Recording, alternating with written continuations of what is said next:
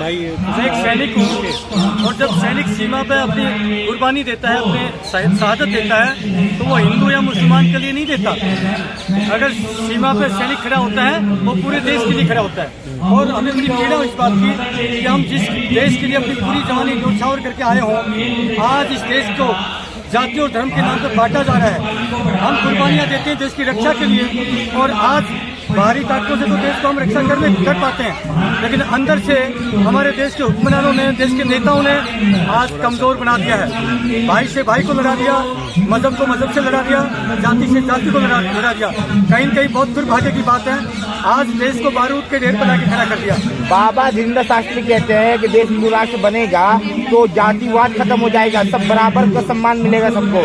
मैं कहता हूँ मेरा देश जो भारतवर्ष है, तो भारतवर्ष ही अच्छा है। सैनिक होने के नाते मैं इतना, मेरा नाम वीर सिंह चौहान है, मैं हिंदू ही हूँ, मैं हिंदू हूँ। हिंदू है फिर हिंदू राष्ट्र का खंडन कर रहे हैं। उससे पहले एक सैनिक हूँ, और सैनिक का दायित्व बढ़ता है जो देश को बांटने की कोशिश करता है, मैं उसका बिल्कुल जोर विरोध करूंगा। पाकिस्तान को भी शामिल करेंगे हिंदू राष्ट्र में, अखंड भारत बनेगा। पाकिस्तान को भी बनाएंगे हिंदू राष्ट्र। अरे पाकिस्तान तो हमारा पहले हिस्सा ही होता ही था।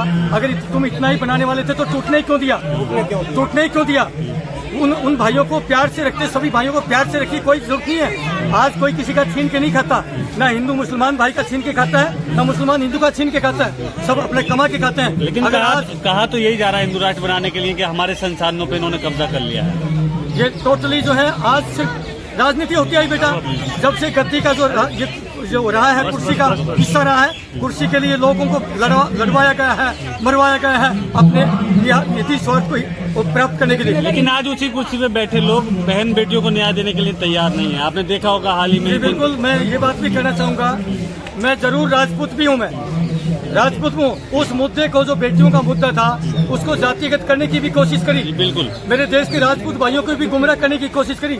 मैं राजपूत समाज से, अपने भाइयों से पूछना चाहता हूँ, क्या मेरा समाज, अगर किसी बहन बेटी का बलात्कार होता है, उसके साथ यौन शोषण होते हैं, क्या मेरा समाज इतना गिर जाएगा कि बलात्कारी का सपोर्ट करेगा? मैं अपने समाज से हाथ जोड़ के प्रार्थना करता हूँ, आप क्षत्रिय हैं और क्षत्रियों का काम रहा सदैव प्रोटेक्ट करना, किसी की मदद करना, ये हमारा काम दायित्व रहा है। लेकिन आज इन नेताओं के चक्कर में हम गुमराह हो चुके हैं। मैं सभी से हाथ जोड़ के प्रार्थना कर, वो गरीब का बेटा होता है, किसान का बेटा होता है, मजदूर का बेटा होता है। अब जरूरत है इस देश के अंदर गरीब किसान मजदूरों की सरकार बनाने का वक्त आ चुका है। और मुझे पूरा यकीन है बेटा, ये जब अंग्रेजी फौज जो है इस देश का जाबाज नौजवान है।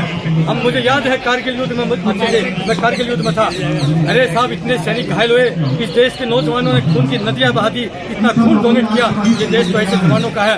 अब सैनिक भाई अगर राजनीति में आए हैं, तो मुझे पूरा यकीन है साहब, उनका वजह की देश का एक एक युवा जागेगा, एक एक सच्चा नागरिक जागेगा और आएगी साहब, मतलब आएगा, मुझे पूरा यकीन है। पैसा, हाँ बिल्कुल, मैं कहता हूँ, जब सैनिक सीमा पर खड़ा होता है, जब सैनिक सीमा पर खड़ा होता है, तब एक संकल्प लेता हूँ। संकल्प क्या होता है?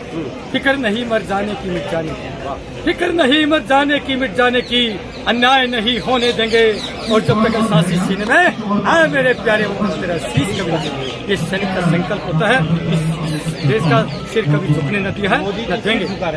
जब जब देश के ऊपर कोई आपदा आती है, सैनिक अपने प्राणों की आहुतियां देकर के देश का सदैव सिर उतार कर। बेटा बात सुन लीजिए, सिर्फ दिवाली के ऊपर दिल्ली से चलेंगे, काजू बादाम खाते हुए जाएंगे। यहाँ से दिल्ली से चलेंगे तो 50 आदमी साथ में जाएंगे, चहलकदमी करते हुए साथ जाएंगे।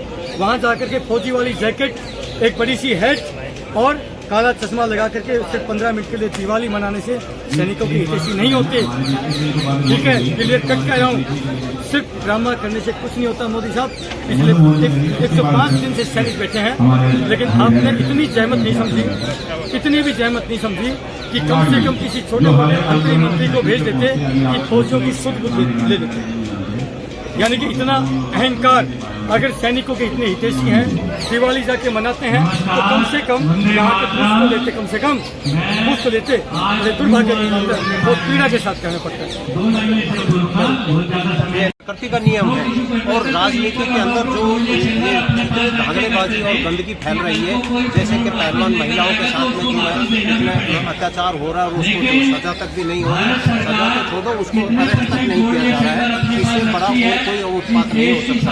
अब समय आ गया है कि हम सैनिक भाइयों ने अपनी एक पार्टी बनाई है, ये जनता ब्रिगेड पार्टी के नाम से है और इसमें सैनिक भाइयों से, पूरे देश के सैनिक भाइयों से और उनके परिवार से मैं निवेदन करना चाहूँगा कि आगे आने वाली सरकार, आप लोगों ने नेताओं को तो बहुत देख लिया, 75 साल हो गए इन नेताओं को चुनते चुनते, लेकिन 2000